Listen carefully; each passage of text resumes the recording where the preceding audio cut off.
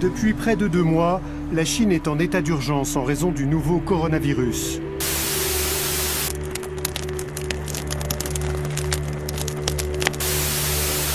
Coronavirus est une réalité. C'est une réalité. En Europe, le nombre de contaminations ne cesse d'augmenter. Dans de nombreux pays, la vie publique est à l'arrêt. Nous sommes en guerre. Vous en entendez parler de partout. Le Covid-19 est l'actualité chaude du moment.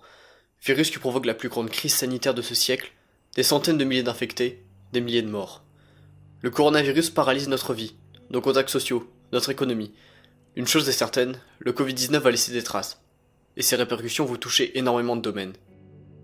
Mais, voyons plus grand. Le Covid-19 pourra-t-il remettre en question nos modes de vie et être un bénéfice dans la lutte contre le dérèglement climatique ? Déjà, vous avez peut-être vu passer ces photos. Elle montre à gauche la pollution en Chine avant les différentes mesures de quarantaine début janvier, et à droite, la même pollution, mais pendant l'application de ces mesures à la mi-février. On peut constater une très forte baisse. Surtout une baisse liée au dioxyde de carbone, qui est relâché dans l'air, principalement par les véhicules et les centrales thermiques. Qui dit confinement, dit arrêt des industries et de l'économie. La production des usines est réduite, on brûle moins de charbon, la circulation sur les routes a chuté, la population est en isolement, et le nombre de vols en avion a aussi diminué. Et donc logiquement, les émissions de gaz à effet de serre diminuent. Selon Marshall Burke, un chercheur de l'université de Stanford en Californie, la réduction de la pollution de l'air en Chine a probablement sauvé 20 fois plus de vies que celles qui auraient été perdues en raison du virus. Selon ses estimations, cela a sauvé la vie de 4000 enfants de moins de 5 ans et plus de 70 000 personnes âgées. Sacré paradoxe. On pourrait dire que cela est un cas isolé pour la Chine, mais on observe les mêmes phénomènes en Europe et surtout en Italie. Si l'on arrête totalement notre économie, basée sur le profit et sur l'épuisement des ressources, ne serait-ce que pour quelques jours, cela signifie donc une baisse des émissions de gaz à effet de serre, et donc de la pollution atmosphérique. Cela est une preuve ultime que l'activité humaine est responsable d'une partie du dérèglement climatique. La baisse drastique des émissions de CO2 et de la pollution de l'air doit d'abord nous faire prendre conscience, s'il y en a encore besoin, à quel point le fonctionnement normal de nos économies impacte très fortement la planète et notre santé. On peut maintenant se poser la question si l'homme n'a pas pu provoquer lui-même cette pandémie. Je m'explique. Selon le professeur Rodolphe Gosland, directeur de recherche en écologie de la conservation au sein de l'Institut de recherche pour le développement, la RID, les multiples atteintes de l'homme à la biodiversité contribuent à l'émergence de pandémies comme celle du coronavirus. En effet, selon lui, 70% des maladies infectieuses humaines ont un porteur animal de transmission, c'est-à-dire que l'animal est transmetteur de la maladie à l'homme. Et ces animaux évoluent dans des habitats naturels, comme des forêts, des rivières. On ne parle pas donc ici d'animaux domestiques. Et logiquement, si nous perturbons ces habitats, cela va aussi déstabiliser les équilibres en place avec les espèces, et provoquer les virus, bactéries et parasites qui iront plus rapidement aux humains. C'est ce que la déforestation ou la pollution sont en train de créer.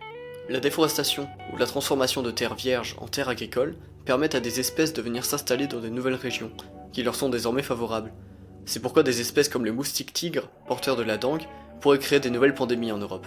En parlant de l'apparition de nouveaux virus, plusieurs choses rentrent en compte. Tout d'abord, notre ère est marquée par l'empreinte des activités humaines, et donc par des changements rapides et beaucoup plus importants que dans les périodes précédentes, notamment au niveau des températures. Cela amène à l'émergence de certaines maladies virales qui étaient, jusqu'alors, confinées dans des petits groupes reclus et surtout qui ne provoquaient pas de pandémie mondiale.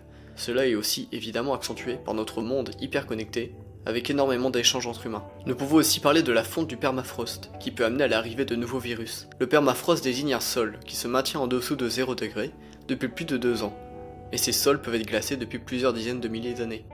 Le permafrost n'est pas un problème en soi, mais il est fortement touché par le réchauffement climatique, et nous pouvons voir que le permafrost est en train de fondre pour la première fois depuis la fin du dernier âge glaciaire, c'est-à-dire il y a 11 000 ans.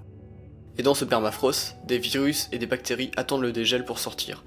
On pourrait donc voir réapparaître des virus disparus depuis des années, comme la variole éradiquée dans les années 80, ou la maladie charbon, ou plus inquiétant encore, voir apparaître d'autres virus, encore inconnus. Le Covid-19 ne pourrait être que le début. Maintenant, comme le dit François Gémen, membre du GIEC et spécialiste des questions de géopolitique de l'environnement, posons-nous les bonnes questions. Pourquoi avons-nous plus peur du coronavirus que du changement climatique ? Pourquoi écoutons-nous les recommandations des scientifiques quand il est question de coronavirus et pas quand il s'agit de climat ? Bien sûr, le coronavirus est une menace proche de nous. Elle empêche les projets sur du court terme, et peut-être même sur du long terme. C'est une menace imminente pour soi-même et pour ses proches. Alors que le dérèglement climatique, c'est plus lointain.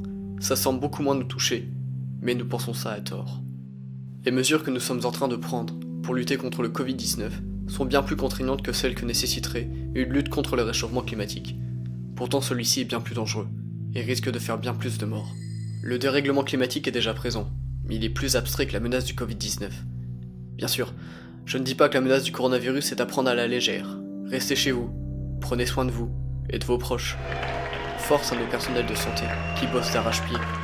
Mais profitons de cette crise sanitaire pour réfléchir, pour que ce virus nous permette de revoir notre système économique et notre mode de consommation. Posons-nous les bonnes questions.